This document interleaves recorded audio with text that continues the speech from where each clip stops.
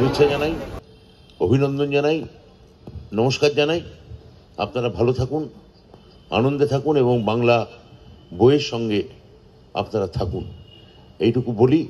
আর এই গিল্ডকে এবং উদ্যোক্তাদের আমি ধন্যবাদ জানাই যে প্রত্যেকবারের মতো আমাকে এবারও ডাকার জন্য।